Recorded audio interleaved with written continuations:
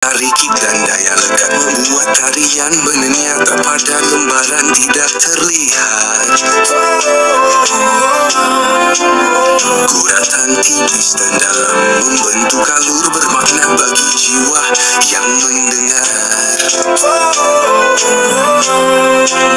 Suara yang dihasilkan menjalar dalam gelombang, melaju di saat tinta mengering.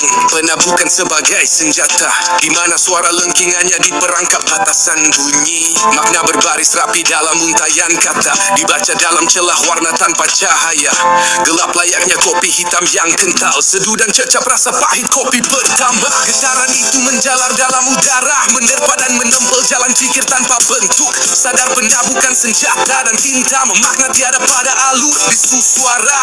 Bertemunya mata pena pada lembaran baru, didengar lemah dalam ketukan jari. Pena itu hanya merusak dan mengikis lembaran, mulus licin berlapis lilin berbunyi. Makna sedih atas dalamnya torehan, nada kecewa dalam panjangnya huruf akhir kata. Bahagia hanya sapuan tipis sebagai jejak melekatnya tinta lemah didengar telinga. Pena memecah bisu pada suara hening dengan getaran yang berbisik jelas di hati. Tanpa pena tinta bermakna tumpahan cairan, melekat hanya sebagai hiasan. Pena masih menakutkan bagi kotak usang, karena ia mampu bersuara dalam getaran. Digunakan untuk menulis kata di udara, getaran sampai melebihi kemampuan lisan. SJ.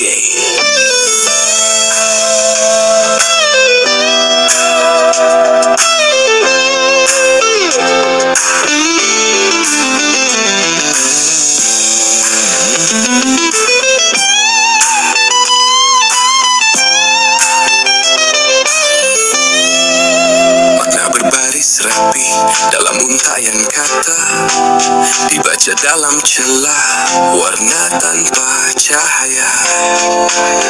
Gelap layaknya kopi hitam yang kental, seduh dan cecap rasa pahit kopi pertama.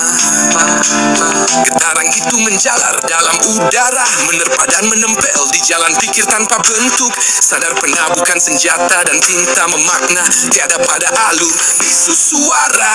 Bertemunya mata pena pada lembaran baru, didengar lemah dalam ketukan jari. Pena itu hanya merusak dan mengikis lembaran, mulus licin berlapis lilin berbunyi. Makna sedih atas dalamnya torehan, nada kecewa dalam panjangnya huruf akhir kata.